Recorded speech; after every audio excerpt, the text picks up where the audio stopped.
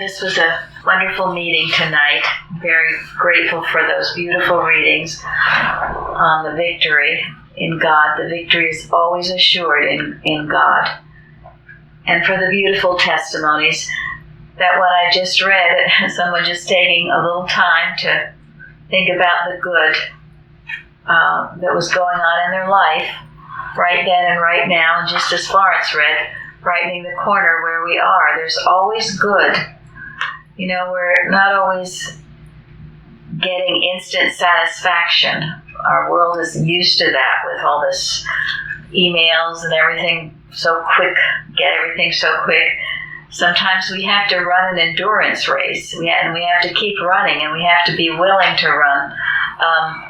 Joe reminded me recently of something beautiful Mrs. Eddy has written in Miscellaneous Writings on page 99. How many are there ready to suffer for a righteous cause, to stand a long siege, take the front rank, face the foe, and be in the battle every day? It's a good question to ask ourselves. And as we are in the battle, there are these signs of God working.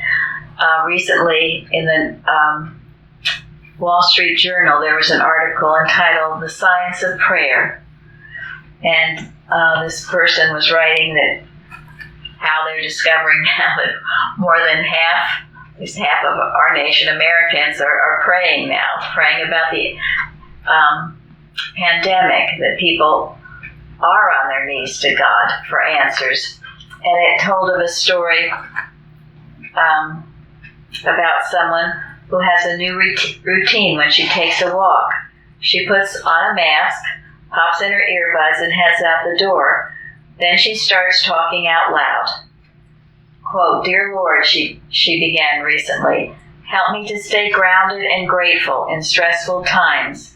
Show me how I can be of most service to you and to others." End quote. To the passers-by, this person seems to be talking on the phone, but she's actually praying, something she's been doing a lot more of since the pandemic started. And then she says, "There's so much uncertainty right now and so little in my power." And she's a producer in New York City. "When I bust out a quick prayer, especially out loud, I feel a shift inside myself from tension and distrust to a more trusting, hopeful feeling."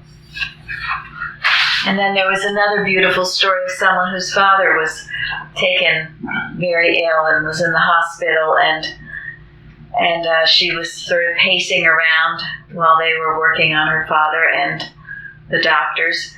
And a nurse asked her, "Would you like to pray?"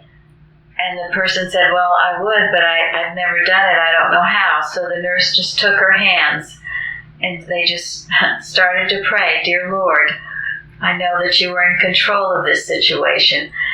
And she said the whole thing turned around and that her father was healed and well. So these are just a couple of instances of how the power of prayer is working and that people are turning more and more to it. And as Haggai says, "I will shake the nations. Consider your ways." And so we are, and we're turning more steadfastly to Him, and with no sense of how long, Lord, but just as long as it needs to be, as long as we need to see your power in every situation.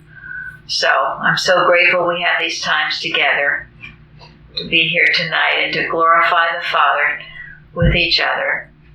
Thank you all, and have a good night.